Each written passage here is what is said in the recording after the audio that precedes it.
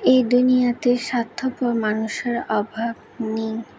আপনাকে দিয়ে একবার স্বার্থ উদ্ধার করে ফেলতে পারলে আপনার দিকে কখনোই ফিরে তাকাবে না। যদিও এটা শুনতে খুব খারাপ লাগে, আসলে এটাই হচ্ছে বাস্তবতা। এই দুনিয়াতে কেউ কারোর জন্যই নয়। এই দুনিয়াতে সবসময় স্বার্থপর মানুষরা তাদের স্বার্থ উদ্ধার করার জন্য মানুষকে ব্যবহার করে রাখে।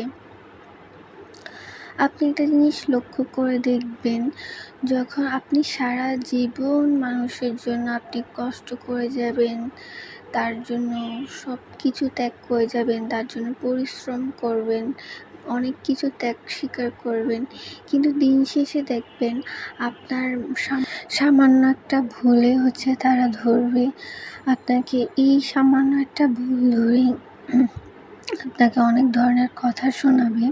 এক কথায় হচ্ছে, আপনি সারা জীবন যে ভালো কাজটা করেছেন সেটা মাথায় না রেখে ওই একটা সামান্য খারাপ কাজটাই সারা জীবন আপনার মনে করবে তারা। কখনোই আপনার ভালো কাজটাকে তারা মূল্যায়ন করবে না।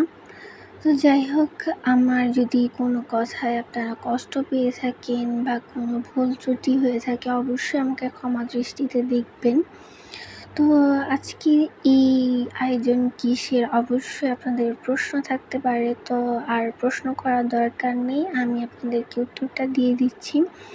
আজকের এই আয়োজনগুলো হচ্ছে আমার মামাতো বোন, যার হচ্ছে কিছুদিন আগে বিয়ে হয়েছে, আর বিয়ের ব্লগ কিন্তু আপনাদের সাথে অলরেডি শেয়ার করেছি আমি। তো তারা হচ্ছে আজকে আমাদের বাসায় আসবে। রাব্বি ভাইয়া আর হচ্ছে তানিয়া আপু আসবে আমাদের বাসায়। নতুন জামাইকে আমরা হচ্ছে দাওয়াত করেছি, তো এই উপলক্ষে হচ্ছে আজকের আয়োজন। তো এখানে বলে নিচ্ছি আগে, আজকে হচ্ছে সবগুলো রান্না কিন্তু আম্মু রান্না করেছে। আপনারা কিন্তু সবসময় আমাকে কমেন্ট করে জানান যে হচ্ছে আমি রান্না করেছি।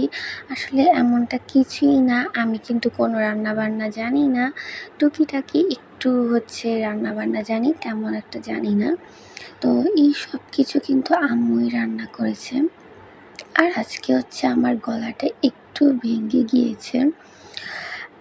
গলা ভাঙার কারণ হচ্ছে প্রচণ্ড পরিমাণের গরম পড়ছে, আর এই গরমে কিন্তু অনেক ঠান্ডা পানি আইসক্রিম খাওয়া হচ্ছে, এই জন্য হচ্ছে একটু গলাটা অন্যরকম লাগছে। তাই তো এখানে হচ্ছে অলরেডি গেস্টরা চলে আসছে, রাব্বি ভাইয়া, তারপর হচ্ছে তানিয়া আপু, আমরা সবাই মিলে হচ্ছে আড্ডা দিচ্ছি। তো এই তো গল্প গুজব চলছে। আর আজকে কিন্তু মেনু সেটে বলে দিচ্ছি আছে কি তাদের জন্য আয়োজন ছিল।